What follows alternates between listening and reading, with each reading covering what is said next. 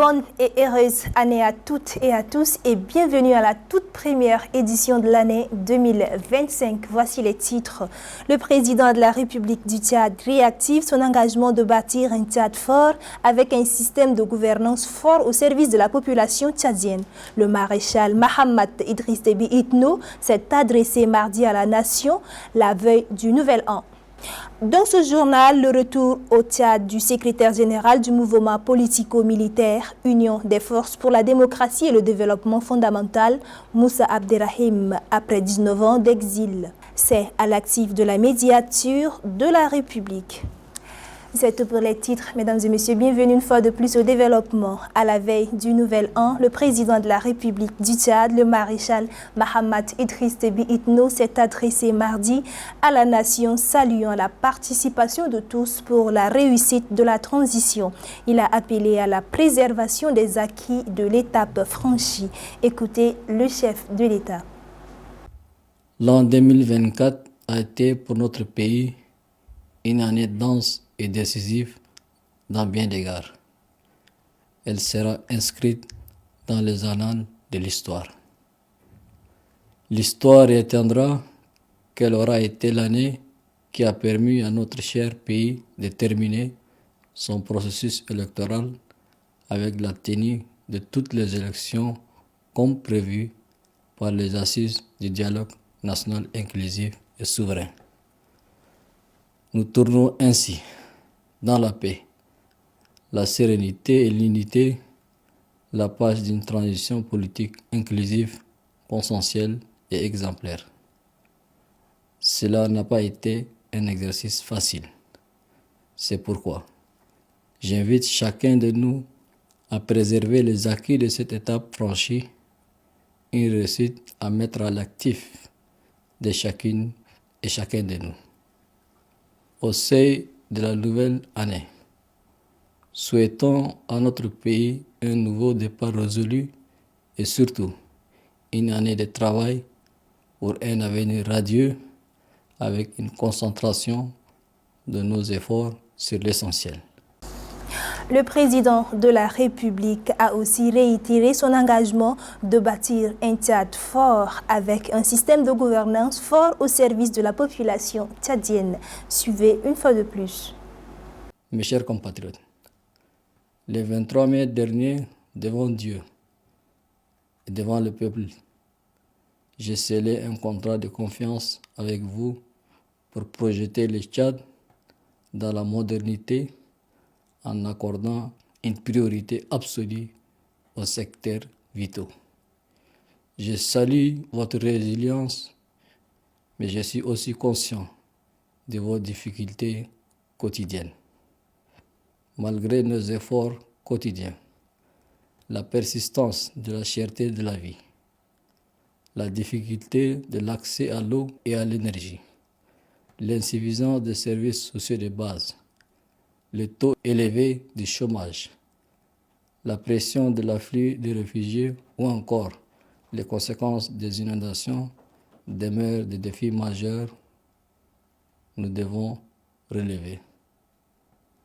Je le sais pertinemment. Vous attendez de moi un allègement du coût de la vie, une fourniture d'énergie suffisante, un accès optimal à l'eau potable, un système de santé solide, une réforme du système éducatif, un habitat décent, une garantie de la sécurité et du travail pour tous les chômeurs. Au Cameroun, l'adresse du chef de l'État, Paul Biya, à la nation a été respectée mardi 31 décembre 2024. Le premier magistrat de la ville de Bafoussam donne sa réaction à chaud au terme de ce message de fin d'année. Correspondance Joël Gaudier-Manin. Camerounais. Accompagné de ses proches collaborateurs, des invités ainsi que des membres de sa famille, le maire de la ville de Bafoussam, capitale régionale de l'Ouest Cameroun, a suivi avec grande attention le discours du chef de l'État. Une adresse marquée par les grands angles de l'année 2024. Donc je peux dire que tout son discours était une série de grandes annonces qui nous réconfortent dans le choix que nous avons de continuer à soutenir notre président. Une correspondance qui, comme à l'accoutumée, ne dresse presque rien de nouveau. Cependant, le président évoque la continuité de mise en œuvre de certains projets, des annonces promoteurs pour l'année 2025 selon le maire. Nous avons tous compris les prévisions en termes de croissance de notre pays pour l'année 2025. On partira de 3,8 en 2024 à 4,1 en 2025. Les autres annonces, nous sommes contents de savoir que, étant donné que le président a brossé presque tous les aspects de la vie nationale, les problèmes sécuritaires, les problèmes économiques, la lutte contre Boko Haram, la lutte contre la vie chère et puis la progression dans les revenus des producteurs de cacao, certaines grandes usines qui vont être construites dans notre pays. Un discours salué par le maire qui compte toujours faire du président Paul Biya son leader politique. Vous savez que les textes de notre parti prévoient que le président du parti est le candidat naturel de notre parti. Donc, tant que la présidente du parti n'a pas changé, il va de soi que son Excellence Paul Biya reste notre candidat et nous serons fiers de le porter au Péchois à la tête du pays pour continuer sa mission. Rappelons que le président camerounais n'a pas oublié de mettre sur la table l'intensification de la lutte contre la corruption, le renforcement du réseau routier qui connaît de plus en plus de problèmes et le recrutement massif sur une période de 5 ans du personnel médical. Ceci en chutant sur l'accès pour tous à la santé. Oui, comme vous l'avez si bien compris, c'est un programme sur 5 ans. Il ne s'agit pas de recruter 10 000 personnes d'un coup. Et le président l'a même déjà dit, cela va réduire le chômage de ces diplômés qui ont des diplômes et qui ne travaillent pas et aussi permettre une meilleure prise en charge des malades dans nos hôpitaux. En attendant que la parole passe à l'acte, il est important de noter que le discours du chef de l'État camerounais est plein de promesses. Cependant, est-ce que le poids de l'âge sera favorable à la réalisation des projets subventionnés? Seul l'avenir nous le dira.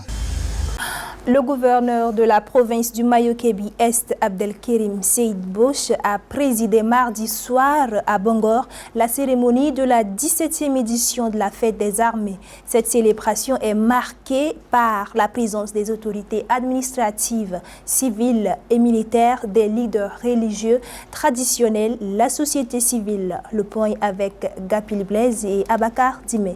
La 17e édition Fête des Armées a rassemblé de nombreux militaires et civils dans une ambiance de joie et de convivialité, traduisant l'esprit de fraternité entre la population et ses forces protectrices. Fête instituée par le feu maréchal Idriss Déby Itno depuis 2017. Le colonel Bandian Léon, représentant le commandant du groupement numéro 11, se veut un moment de détente et de partage. Le gouverneur de la province du Mayo-Kébi-Est, Abdelkerim Seyd Boche, a profité de l'occasion pour rendre hommage aux militaires tout en introduisant ses vœux de l'an 2025. Et donc je voudrais à vous tous ici présents, officiers, sous-officiers, les différents invités, une bonne et heureuse année 2025. Que l'année 2025 qui commence soit une année de paix, une année de progrès pour le pays et une année de plein épanouissement de tout un chacun de vous. Une joie débordante dans le camp militaire, la danse fait son cours, le réveillon fait son premier pas. Le partage était à la hauteur. Les différents responsables de services de défense et de sécurité ont à cet effet témoigné leur gratitude à cette occasion. Que cette année soit une année de paix, de cohabitation pacifique et de vivre ensemble. Une année de développement dans notre pays. Actuellement, vous voyez les joies des militaires, des soldats, des chefs qui dansent parce qu'ils sont contents. Ils sont bien dans leur peau. Malgré leur souffrance, ils sont très contents parce qu'ils ont accepté à fêter cette fête et puis à s'occuper des paisibles citoyens qui sont là dans les pays partout et ils ne dorment pas. Malgré tout ça, là, ils tiennent fort à leur métier.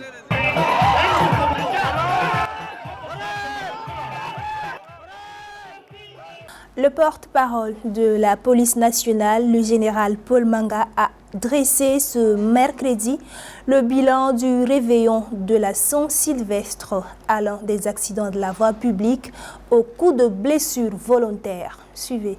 Le bilan de la fête de la Saint-Sylvestre se présente comme suit. Pour la ville de N'Djamena, 144 accidents de la voie publique ont été enregistrés, dont un mortel et 13 graves. 18 cas de coups et blessures volontaires, c'est-à-dire des blessures par arme blanche, ont été également constatés. Pour les autres provinces, 4 cas d'accidents légers de la voie publique ont été répertoriés. Comparativement à l'année précédente, le nombre de cas d'accidents de la voie publique en N'Djamena est légèrement en hausse.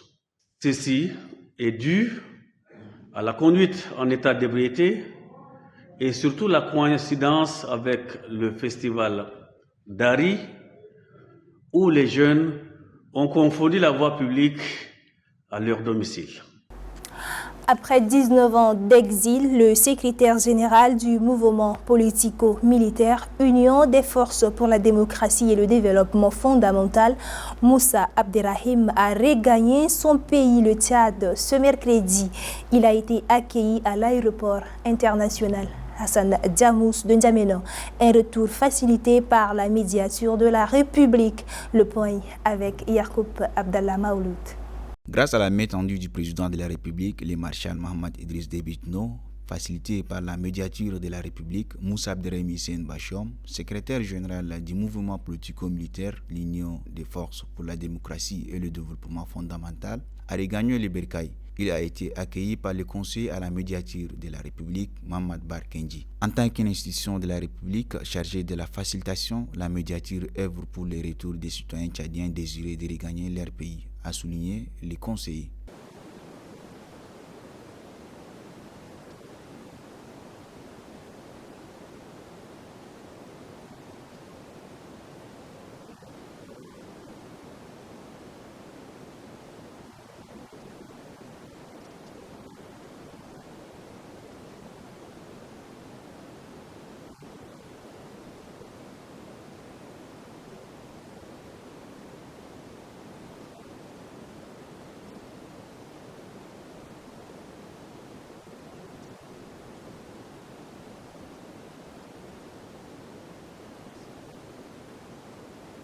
Désormais, l'ex-politico-militaire Moussa Abderrahim Hissène invite tous les Tchadiens vivant à l'étranger pour la construction d'un Tchad en paix et au vivre ensemble. Il n'a pas manqué d'exprimer sa gratitude envers le président de la République, maréchal Mohamed Idriss Déby Itno, pour sa main tendue, ainsi qu'à la médiature de la République pour avoir facilité son retour. Un accueil chaleureux lui a été réservé à l'ex-politico-militaire.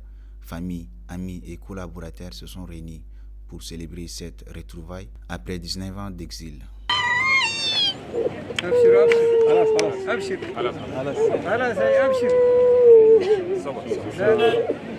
Deuxième édition du projet Au revoir 2024 institué La Paix. Cet événement vise à favoriser le brassage et le vivre ensemble entre la jeunesse tchadienne. Les détails avec Adam Brahim Khamis. Placé sous le thème La Paix, cette deuxième édition de la soirée du rire a accueilli un grand public enthousiaste venu de tous les horizons de la capitale. La soirée a débuté par des performances captivantes d'artistes et d'humoristes qui ont su divertir et émouvoir le public. Les rires et les applaudissements ont résonné la salle, créant une ambiance chaleureuse et dynamique. Chaque artiste a apporté sa touche unique, mêlant humour et musique pour célébrer la richesse culturelle du Tchad. Idriss Moussa, président du comité d'organisation pour sa part, explique l'importance de cette deuxième édition qui s'articule sur l'art et l'humour tout en rappelant que les créations artistiques seront au cœur des activités de cette édition. Cette édition s'articule autour de l'art et de l'humour, deux puissants leviers pour transmettre des messages de tolérance, d'unité, de prospérité et de la solidarité. Par leur talent, nos artistes et nos humoristes jouent un rôle central en réunissant les cœurs et en célébrant la paix dans un esprit de légèreté et de créativité.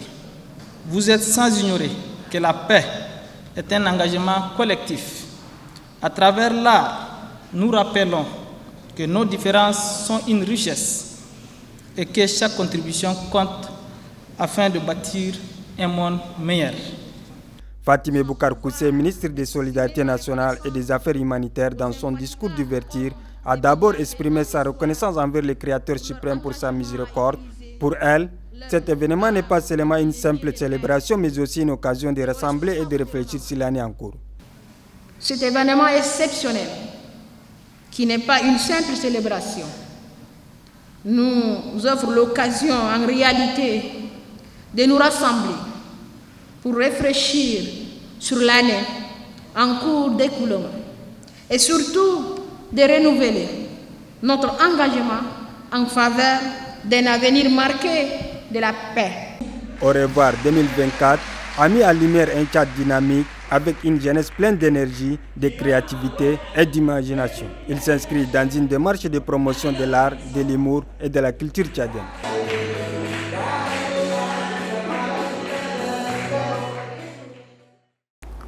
Les organisations non gouvernementales, SOS Vopad, COJUD, Club UNESCO GID et l'ISPD, composés des membres de la société civile, ont fait une déclaration préliminaire conjointe de l'observation des élections législatives provinciales et communales qui se sont déroulées du 28 au 29 décembre au Tchad. Ils ont félicité le bon déroulement des scrutins et souligné quelques observations. Germain Nkewa est le président du COJUD.